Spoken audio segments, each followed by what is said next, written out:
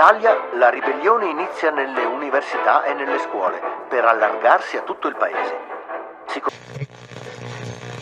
L'anno scorso, ricorderemo brevemente, il primo festival d'avanguardia Nuove Tendenze fu organizzato a Viareggio e ebbe un inesperato successo. Si affermarono in quell'occasione complessi come la premiata Forneria Marconi, Delirium. Mellotron è uno strumento composto da nastri sui quali viene incisa la voce di alcuni strumenti, cioè di diversi strumenti, soprattutto.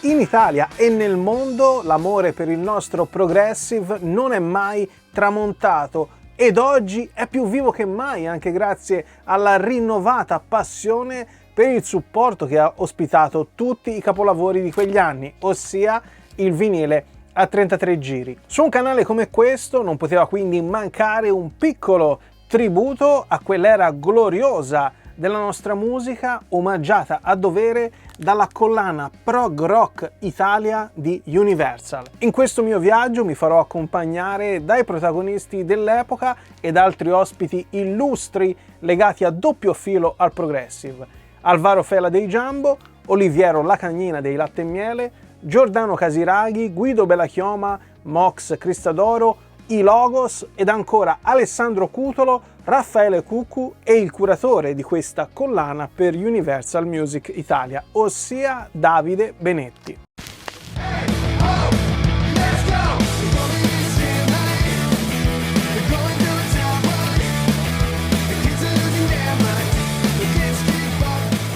Il mio amore per il progressive sboccia timidamente per questa compilation di Rock Targata Italia pubblicata nel 1995. E proprio il 1995 è un anno incredibile per la nuova scena rock tricolore e la mia curiosità verso tutto ciò che c'è stato prima è incontenibile. Proprio in quell'anno i brani selezionati per questo CD attingono a piene mani dal glorioso passato del nostro progressive, ospitando artisti che fino a quel giorno per me sono totalmente sconosciuti, come i Garibaldi, le Orme e i Delirium. E poi ci sono pezzi di artisti che già conosco, ma che hanno un impatto ed un sound totalmente diverso da quello che ricordavo, perché New Trolls e Alan Sorrenti io li conosco per queste. Quella carezza della sera, quella voglia di avventura. Noi siamo figli delle stelle, figli della notte che ci gira intorno. E invece qui dentro ci sono queste.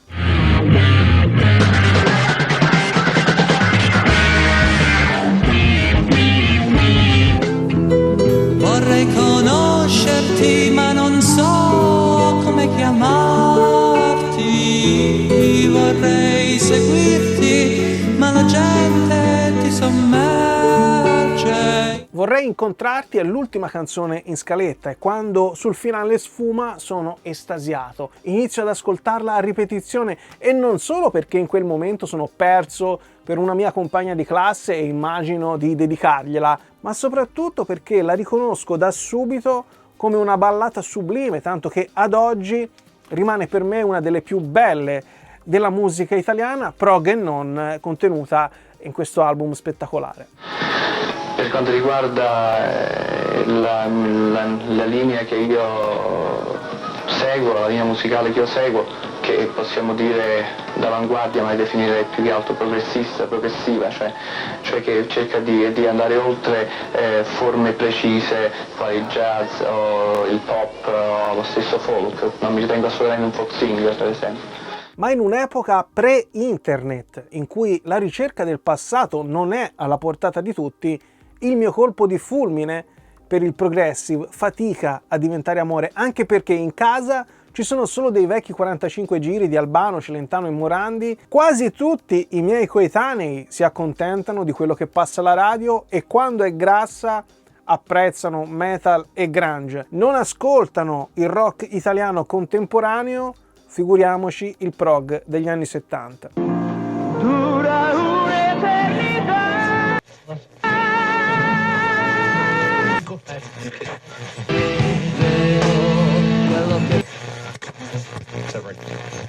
Llegando en esta bomba.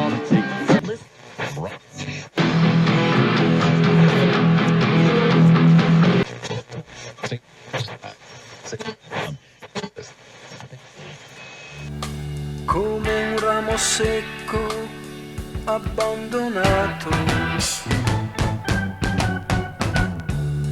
che cerca inutilmente di fiorire.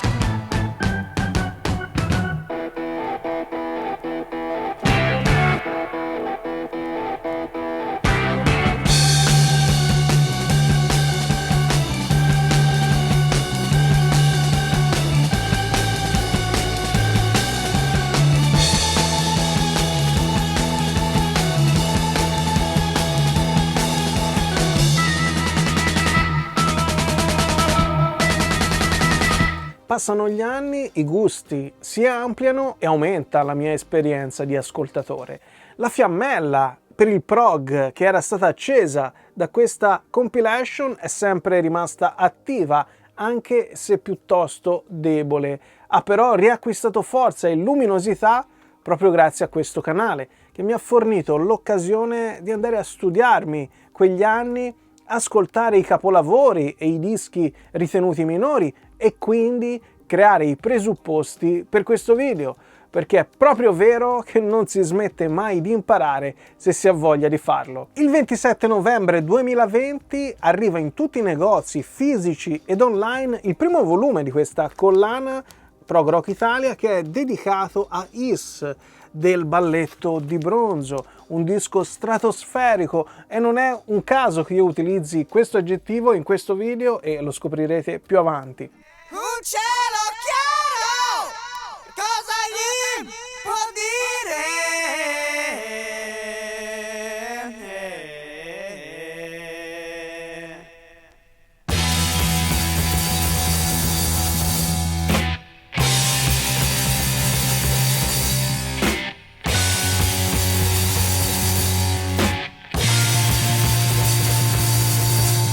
Quindi fine 2020, siamo a giugno 2021, fate un po' il conto, e in effetti è da qualche mese che stresso Davide Benetti di Universal per avere un suo contributo in quanto curatore di Prog Rock Italia. Nonostante il suo curriculum documenti oltre 30 anni all'interno della discografia italiana, prima come musicista e poi come addetto ai lavori, la sua voglia di restare dietro le quinte è ammirevole. Sono tanti ed importanti gli artisti che ha battezzato e che ha seguito, e tra le tante medaglie al valore voglio almeno ricordare i 13 anni trascorsi a fianco di Franco Battiato, sia in studio che in tour. Come vi ho detto, la sua voglia di restare dietro le quinte è tenace, ma io sono molto testardo e alla fine sono riuscito a raccogliere la sua testimonianza. L'idea di realizzare una collana sul prog rock nasce l'estate scorsa durante una riflessione negli uffici dell'Universal sulle nostre numerose etichette che hanno fatto la storia del prog in Italia negli anni 70, come la Polydor, l'Harvest, la Columbia, la EMI, eccetera, per valorizzare soprattutto il nostro immenso catalogo, appunto, fatto da queste grandi etichette. Abbiamo ritrovato i nastri analogici e la prima cosa da fare era trovare qualcuno che avesse ancora le macchine come lo Studer per rimasterizzare i vinili direttamente dai nastri. E così nasce questo team insieme a Alessandro Cutolo di Elettroformati, Milano, un grande professionista che stimo e che non smetterò mai di ringraziare per il suo supporto, per la grande passione per la musica e lo spirito di squadra. Non è la prima volta che Alessandro Cutolo viene citato su questo canale e il motivo è semplice. Quando qualcuno lavora con passione e devozione verso la materia è doveroso tributargli il giusto riconoscimento, a maggior ragione quando i risultati sono ottimi. La collana Rock Prog Italia è realizzata dai master originali, che sono tutti nastri 1/4 di pollice, ve ne faccio vedere uno. L'obiettivo di questa collana è quello di recuperare le sonorità originali. Per questo motivo io mi ascolto il vinile di prima stampa e lo paragono al master che vi ho fatto appena vedere. Questo perché durante la fase di trascrizione 50 anni fa, 40 anni fa, a seconda del periodo in cui è stato realizzato il master, le correzioni in trascrizione venivano fatte in diretta, senza essere poi salvate. Quindi alcune volte succede che il vinile suoni leggermente diverso rispetto al master. Prima operazione, tanto verifichiamo cosa abbiamo. Questa è la mia macchinina, uno Studer, per mantenere il più possibile inalterato il suono inciso originariamente. Lo mettiamo per qualche ora in trattamento termico. Ok, adesso il nostro nastro è pronto. E possiamo così.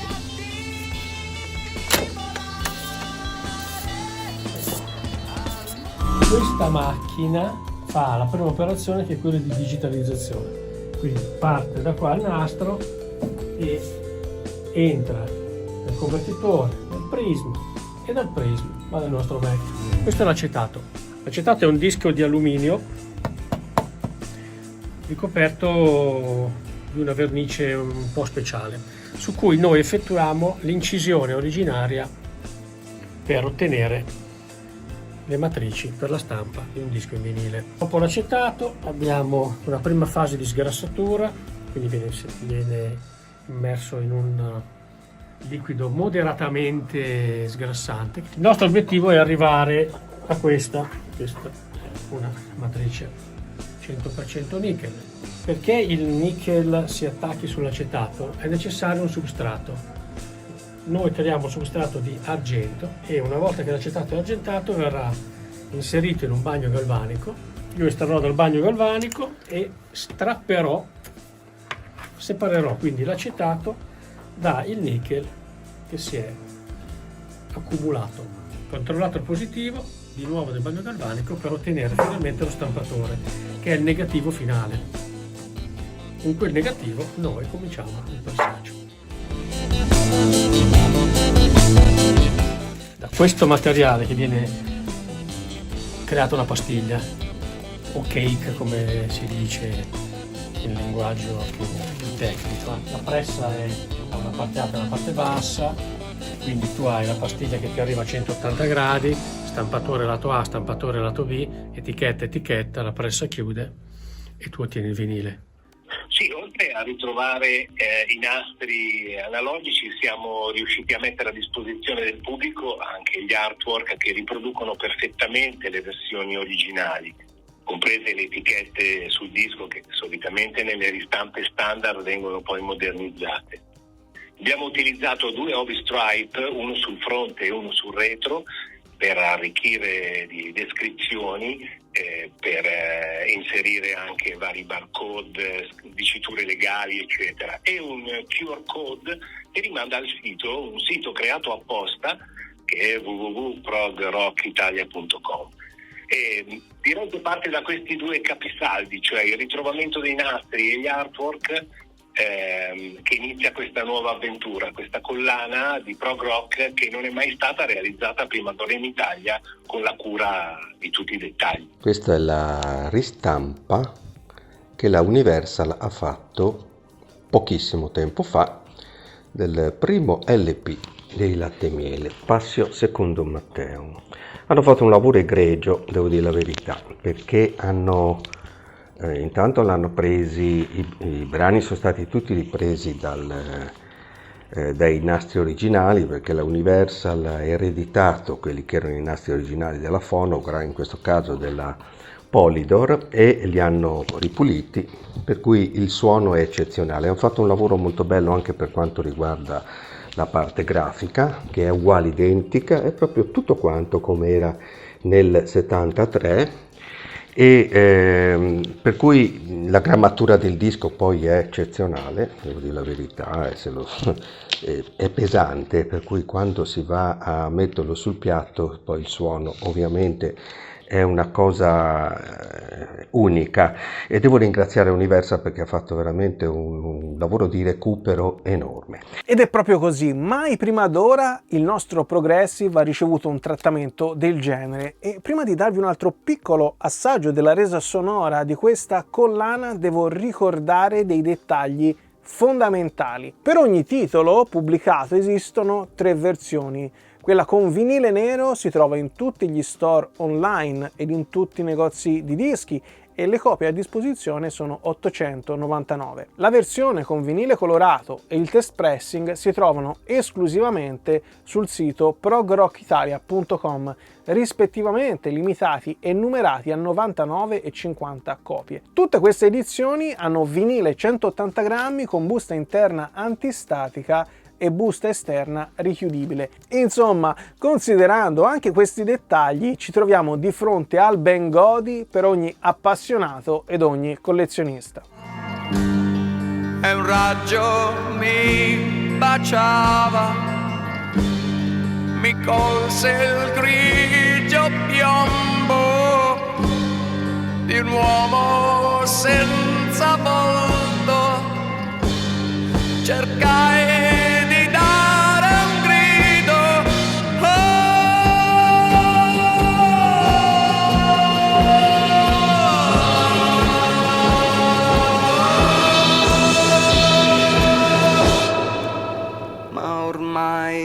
ero già morto.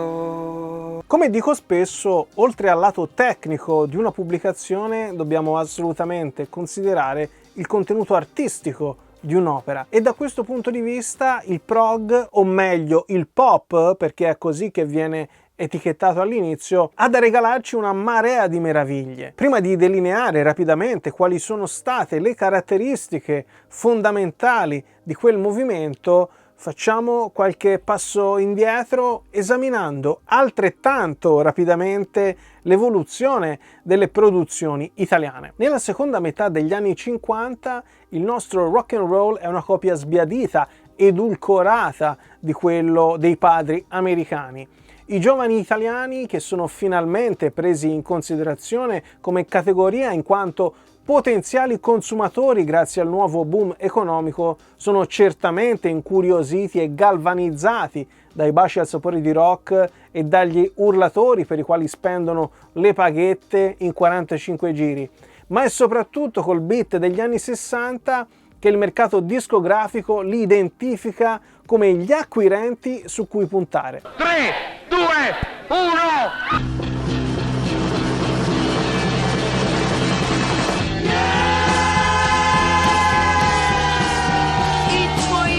Sono variabolianti, io ci sono davanti, sì.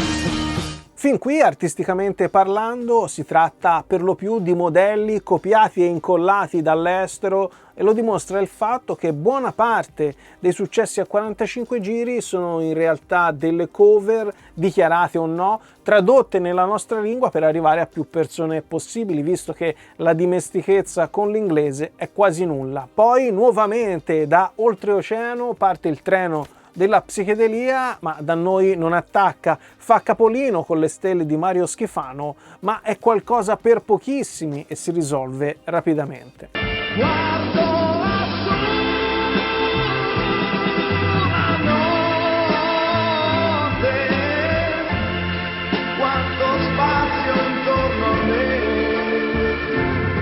I giovani italiani degli anni 50 acquistano musica, si entusiasmano per i nuovi idoli e ancora di più avviene negli anni 60. Ma è solo sul finire di quel decennio, quando avviene la trasmutazione del beat in progressive, che gli artisti italiani arrivano veramente al cuore dei più giovani, perché per la prima volta compongono musica propria in ampia libertà, solleticando o scuotendo quella voglia di ribellione e impegno che i nuovi cantautori non sembrano garantire neanche su influsso dei moti sessantottini.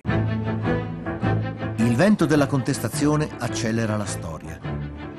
Nelle università americane esplode la protesta pacifista contro la sanguinosa guerra in Vietnam.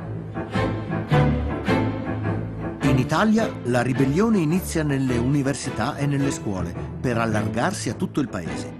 Si contesta tutto, l'autorità, i rapporti di classe, i tabù sessuali. Certo, tra il 1969 e il 1971 si tratta di prendere le misure e confrontarsi con gli stilemi provenienti dal Regno Unito, dove il prog nasce e si sviluppa. Ma noi italiani siamo sempre stati bravi ad adattarci e a metterci del nostro, ed è così anche per il nostro progressive, che sforna numerosi capolavori in una manciata di anni.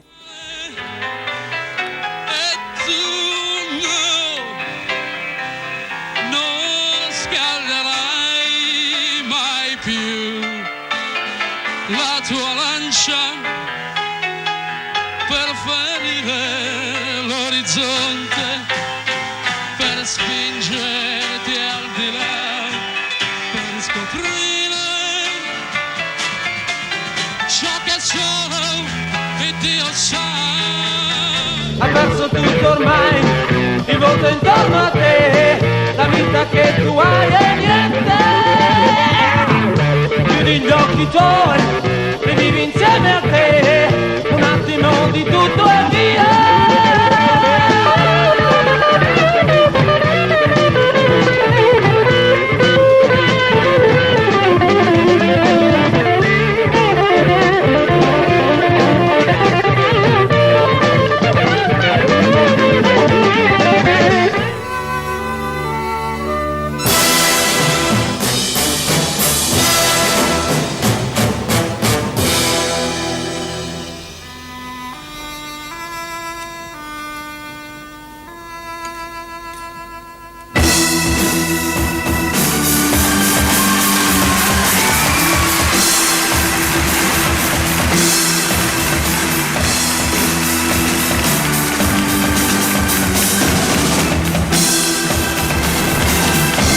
La gioia di cantare, la voglia di sognare, il senso di raggiungere quello che non hai.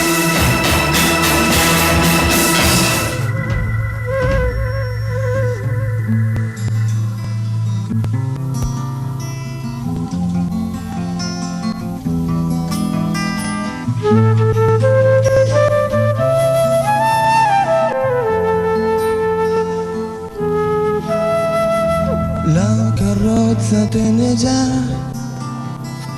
non ti fermare, cassetta salirà, non ti voltare, suona un corno da cocchiere, lustra l'abito da re, è la carrozza di Hans. Come mai tanta ricchezza, tanta varietà? Beh, dal punto di vista musicale gli artisti sono finalmente liberi di sperimentare col proprio materiale, estendendo a dismisura i brani che in alcuni casi diventano vere e proprie suite, con cambi di ritmo, tempi dispari, abbandono della gabbia, strofa, ritornello, strofa e testi degni di questo nome. Le band non sono più ancorate a basso, chitarra e batteria, ma aggiungono nuovi strumenti che arricchiscono le loro possibilità espressive. Moog, Mellotron, Hammond, le tastiere in genere assumono un ruolo fondamentale e talvolta dominante, e ancora strumenti a fiato e orchestrazioni che rendono il disco una vera e propria opera d'arte, nata dalla commistione di più generi e influenze, nel nostro caso influenze classicheggianti, visto il patrimonio culturale consegnatoci in dote dai Vivaldi, Scarlatti e così via. Va da sé che con queste premesse il supporto ideale per ospitare tanta abbondanza non possa più essere il 45 giri. Il prog infatti segna in Italia e in tutto il mondo la consacrazione del 33 giri come entità a sé stante, che non si limita ad essere una raccolta di singoli come è accaduto in passato, ma assume un ruolo nella musica, nella società e nell'arte. Arte che si esprime non solo attraverso le composizioni, spesso concepite in funzione di un tema comune, un concept, ma anche attraverso le copertine, che sfruttando le dimensioni più generose raggiungono livelli di creatività altissimi e in verità mai più esplorati. Non ci sorprende quindi constatare che il giovane italiano degli anni 70, stimolato su più fronti dal punto di vista sociale, culturale ed economico, possa trovare nel pop, ossia nel prog, quella densità di contenuti che sono sempre mancati al mercato discografico italiano. E per dipingere dei grandi ideali ci vogliono dei grandi contenuti anche in musica, e il prog trova la strada spianata per entrare nei cuori di tantissimi ragazzi desiderosi di andare oltre il singolo di successo del jukebox. L'anno scorso, ricorderemo brevemente, il primo festival d'Avanguardia Nuove Tendenze fu organizzato a Viareggio e ebbe un inesperato successo. Si affermarono in quell'occasione complessi come la premiata Forneria Marconi, Delirium, Osanna, Mia Martini, complessi che poi durante l'anno parteciparono ad altre importanti gare affermandosi. Quali sono gli intendimenti del Festival d'Avanguardia Nuove Tendenze? Innanzitutto non quelli di essere soltanto una rassegna di complessi rock, ma quelli di essere una rassegna di musica rock, di nuova musica, un'alternativa alla musica che ho ascoltato ogni giorno alla radio e alla televisione, un'alternativa naturalmente giovane per questa musica. Una pubblicazione altamente consigliata per capire meglio cosa siano quegli anni dal punto di vista musicale, sociale e generazionale è questa. Anni 70, generazione rock, dai raduni pop alle radio libere di Giordano Casiraghi, penna esperta e prestigiosa del giornalismo musicale italiano, nonché profondo conoscitore di quei fermenti, di quegli interpreti e naturalmente di quelle note. Io negli anni ho fatto cose attorno a questo genere, dapprima l'Enciclopedia del Rock Italiano, dove ho curato tutti gli anni 70 per Arcana, un grosso volume, non so se si trova ancora in giro, mentre sicuramente è possibile ancora recuperare il mio libro Anni 70 Generazione Rock. Questa è la seconda edizione che è uscita nel 2018, molto ampliata, sempre per Arcana, e la prima edizione era già uscita nel 2005. Qui abbiamo inserito tantissime cose, quindi quello che mi piace dire, mi fa molto piacere che una grossa etichetta come la Universal abbia deciso di dare corso a tutta una serie di ristampe riguardo a quel periodo, a quei gruppi, anche a qualche nome importante, e sono tutti, anche li ho sempre trattati nei miei libri che ho fatto, e uno di questi lavori, quindi di questa collana fantastica che si chiama Prog Rock Italia, che a me piace tantissimo come gruppo, è questo dei Dedelind, i Dedelind del mio amico Vito Paradiso, con cui trascorriamo anche del tempo. Raccomando vivamente, insieme a tutte quelle che sono le altre uscite che stanno proponendo, tra cui Balletto di Bronzo come primis, ma anche raccomandabilissimi i Jumbo. Speriamo che possano anche uscire tutte e tre i grandi capitoli che loro hanno fatto. Leggendo le testimonianze raccolte da Casiraghi nel suo volume vi renderete conto come nella realtà di quegli anni ci sia fame di dibattito, di confronto e anche di scontro. C'è anche l'esigenza quasi fisica di non indietreggiare di fronte a temi fino a quel momento considerati tabù. E uno dei migliori esempi in musica di questo approccio ci viene fornito dal 9° volume della collana Prog Rock Italia. Si tratta di Vietato ai minori di 18 anni, col punto interrogativo, dei Jumbo, formazione milanese guidata da Alvaro Fella, il cui soprannome Jumbo, appunto, dà il nome al gruppo. Ho appena finito di riascoltare Vietato ai minori di 18 anni, il nostro terzo album, ristampato ultimamente dalla Universal in una versione limitata e soprattutto con una nuova masterizzazione tratta dai nastri originali dell'epoca. L'album si intitola Vietato ai minori di 18 anni con un punto di domanda, perché i temi trattati nel disco allora erano considerati tabù, perché nel disco parliamo di droga, prostituzione, emarginazione, alcolismo e altro ancora. che molti gruppi dell'epoca non trattavano, perché quasi tutti parlavano di fantasy o cose di questo tipo.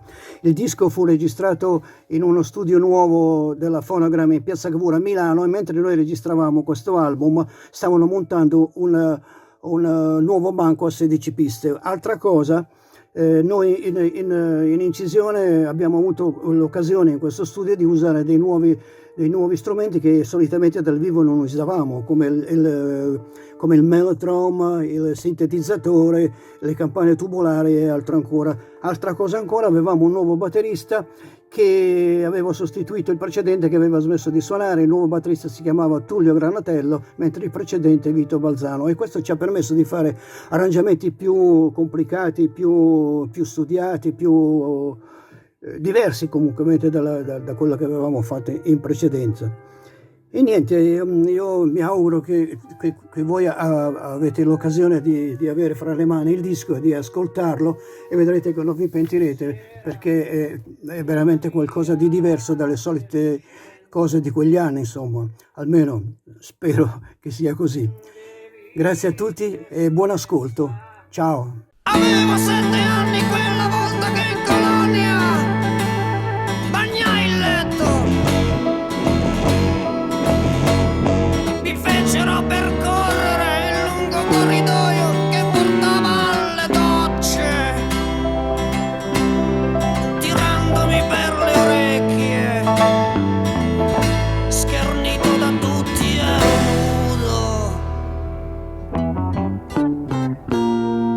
Quest'album è senza dubbio uno dei miei preferiti tra quelli pubblicati finora in questa collana, e mi dà anche la possibilità di fornire un ulteriore consiglio dal punto di vista letterario. Una materia così vasta e variegata come il progressive necessita infatti di una bussola con cui orientarsi, soprattutto se si è nuovi al genere. Più di una bussola se siamo particolarmente curiosi, perché anche i libri in materia hanno approcci e contenuti diversi. Se nelle nostre case non può mancare il volume di Giordano Casiraghi, utile a inquadrare un'epoca anche dal punto di vista sociale, è innegabile che poi si debba capire da che dischi partire per approfondire quegli splendidi anni. Allora ci viene in soccorso questa guida, i 100 migliori dischi del progressive italiano, curata da Mox Cristadoro, già batterista in alcuni splendidi dischi dell'alternative italiano, speaker radiofonico della gloriosa Rock FM, nonché penna preparata e appassionata. Partirei proprio dal terzo album dei Lombardi Jumbo, vietato ai minori di 18 anni, perché è ben rappresentativo di una tesi che ho voluto assolutamente portare avanti nel libro, nella guida ai 100 migliori album del progressive italiano, ossia quella linea di continuità che sussiste tra le culture, le controculture fin dagli anni 60 e quelle degli anni 70 con il successivo punk rock, quindi non in antitesi se non in termini di genere musicale, di linguaggio, ma sicuramente come tematica questo è un manifesto anti-ipocrisia e in termini di censura, parola molto in voga recentemente, rappresenta veramente una sferzata al sistema. Quindi è un disco che sicuramente annoveriamo tra i fondamentali insieme ad altri di questa serie. Sono tutti album capolavori meravigliosi e che ritroviamo tutti rigorosamente all'interno della guida. Il criterio con cui feci la guida è quello di selezionare 100, ma in una successiva ristampa sono diventati 105 i dischi selezionati, rinchiudendoli tra una parentesi temporale tra il 1970 e il 1977 come periodo d'oro per quanto riguarda la scena musicale rock italiana. E io, quando inizialmente la Tsunami mi chiese di occuparmi di scrivere questa guida, perché all'interno di Tsunami c'era una serie dedicata ai 100 migliori album per un genere, inizialmente fui perplesso perché esistevano già 20 se non 25 testi già esaustivi al riguardo, però poi trovai questa chiave di lettura, cioè quella del senno di poi, quella a 40-50 anni di distanza, facendo un'analisi di tutta la musica che è accaduta dopo Quindi quanto di queste prime orme abbiamo ritrovato nella musica successiva, in tanti generi, in tante direzioni, in tante diramazioni. E l'analisi infatti ne svela tante. In più c'è un altro aspetto probabilmente trascurato in altri testi, che è quello sentimentale, quindi l'approccio proprio di cuore all'ascolto di ognuno di questi dischi, che a tutt'oggi rimangono dei capolavori. Insomma, questo ha fatto sì che la guida avesse un suo successo e soprattutto che questi dischi vengano giustamente, continuamente ristampati e mantenuti nei cataloghi della discografia mondiale del grande rock. Abbiamo visto come una delle doti del progressive sia quella di esplorare la realtà circostante e di farlo senza vincoli di sorta, né nella musica suonata né nei temi trattati. Passio Secundum Matteum dei genovesi Latte e Miele è il perfetto esempio di come un disco a tema cristiano possa conquistare anche i molti non propriamente interessati. La sua genesi è piuttosto curiosa e ce la facciamo raccontare da uno dei protagonisti di quegli anni e di questi solchi, Oliviero Lacagnina. Com'è nato il Passio Secondo Matteo? Io vi faccio vedere una cosa, che questa partiturina qua la comprai verso la fine degli anni 60 ed è la Passione Secondo Matteo di Bach.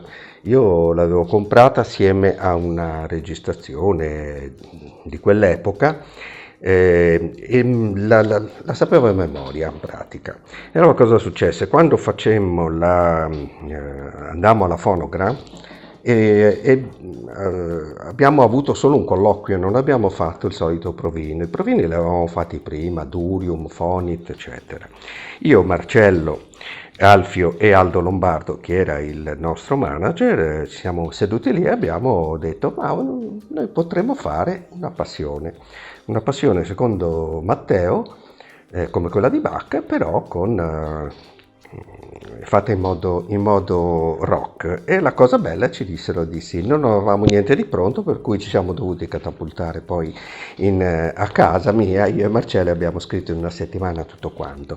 La prima è stata fatta in Vaticano, credo l'unico gruppo rock che ha mai suonato in Vaticano, nel febbraio del 73, con Oreste Lionello, che ci fece tutta la parte degli evangelisti. In quell'epoca noi gli evangelisti non li volevamo cantati, ma solamente recitati, e per cui venne fuori poi un lavoro bellissimo. Tanto è vero che la Phonogram spese tantissimo per fare questo bellissimo LP. Eccolo qua, questo ve lo faccio rivedere per gli appassionati, è una cosa secondo me che deve per forza essere nei loro scaffali. Grazie a tutti.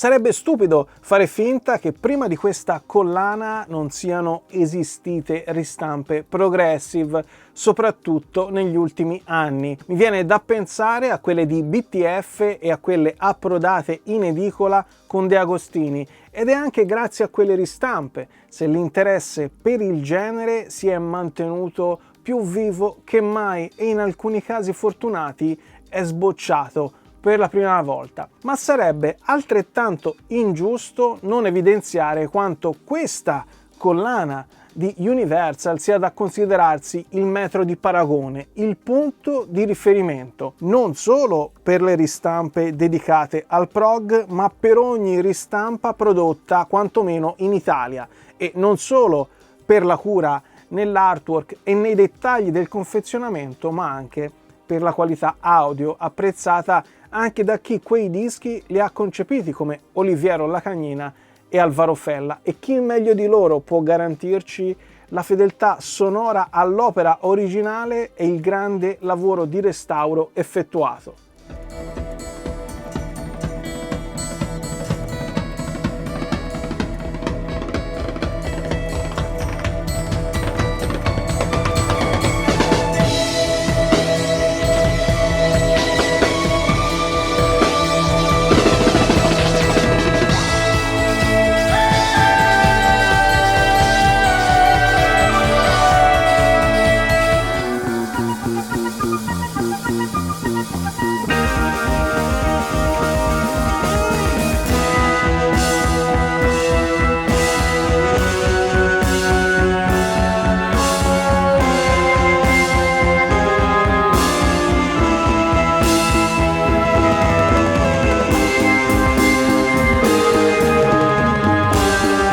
Abbiamo visto e sentito come gli album di questa collana trovino nuova vita su vinile, ma non solo su vinile, perché la rimasterizzazione interessa anche il formato digitale. Raffaele Cuccu, country manager per l'Italia di Cobase, ci fornisce un breve resoconto su questo aspetto.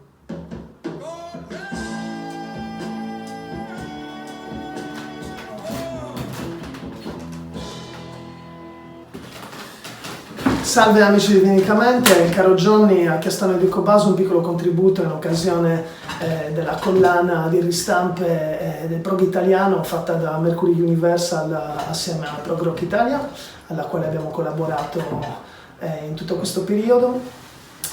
Cogliamo quindi l'occasione per riascoltare questa bellissima ristampa dei Dead Lind, nel nostro caso in streaming in iRes 24 bit su Cobase. Una maniera moderna e non necessariamente alternativa al vinile, ma che in un certo senso democratizza l'accesso a perle come questa, che altrimenti ascolteremo male in MP3, o almeno per le nuove generazioni con molta difficoltà nel reperirle, o anche per i costi che ovviamente dovrebbero assumere nell'acquisto di questi vinili. Quindi buon ascolto, in bocca al lupo a Mercury Universal, a Prog Rock Mag e ovviamente a Johnny, a Vinicamente. Grazie ancora. Senti, c'è un disco a cui sei particolarmente legato tra quelli che hai pubblicato o che pubblicherai? Senz'altro quello delle Orme. Abbiamo festeggiato il 50° anniversario di Collage a gennaio 2021, tra l'altro un titolo entrato in classifica. E vabbè, non solo le Orme sono entrate in classifica, perché abbiamo visto anche gli Ibis e il Jumbo e il Balletto di Bronzo. Sono legato sì alle Orme, alla Locanda delle Fate, però in generale a tutta quella musica meravigliosa del prog.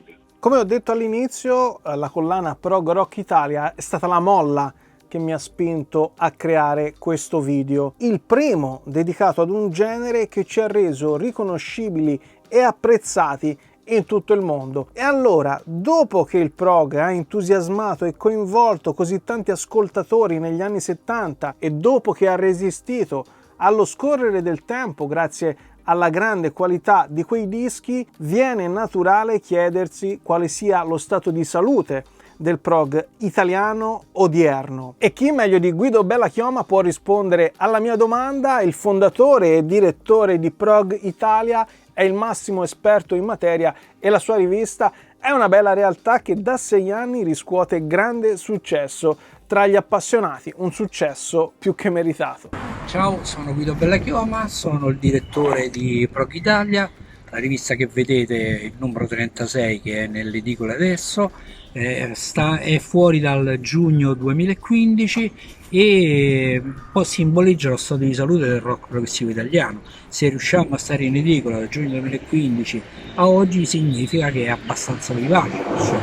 Su questo numero ci sono anche i Logos, un gruppo che ha fatto un disco piuttosto interessante dedicato a quello che è successo a Hiroshima con lo scoppio della bomba, e per cui la bomba atomica ovviamente, per cui ci facciamo da soli grandi auguri per i prossimi compleanni, perché siamo contenti di essere ancora avanti.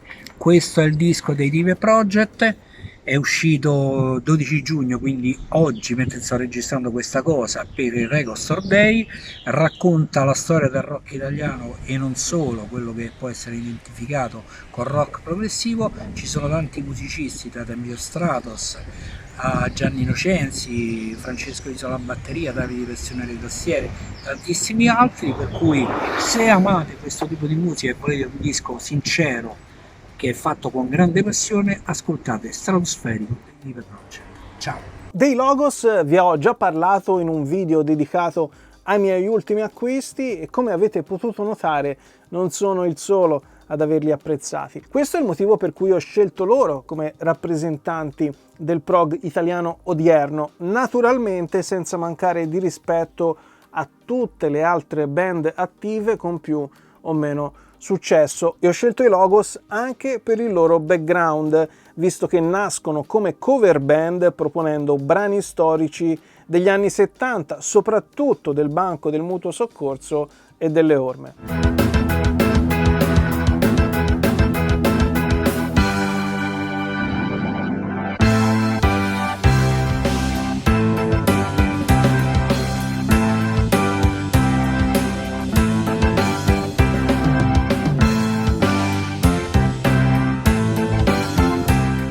Nel 2021 noi pensiamo che fare progressive abbia sia la rappresentazione massima della forma artistica del prodotto musica.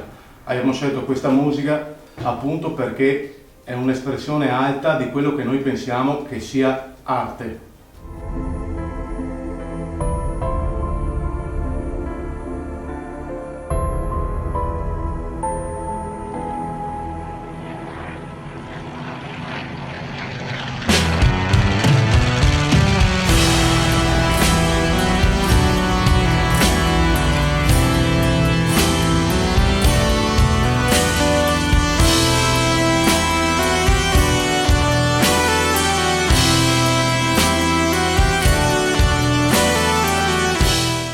Quanta bella musica in questo video e quanta bella musica tra le pubblicazioni presenti e future della collana Prog Rock Italia. Una collana che secondo i piani dovrebbe proseguire fino al termine del 2022, ma spero che il successo che sta riscuotendo convinca coloro che sono coinvolti nel progetto ad andare avanti. Non posso che concludere ringraziando gli ospiti intervenuti che hanno impreziosito il mio commento che, lo ricordo, non ha nessuna pretesa di essere esaustivo. Non lo è mai, non lo è soprattutto di fronte ad una materia così vasta come quella del prog. Come si suol dire, mi sono limitato a scalfire la punta dell'iceberg e chissà che in futuro io non torni con un approfondimento su tutta la musica fantastica che ci ha donato il progressive italiano, o perlomeno sulla mia preferita.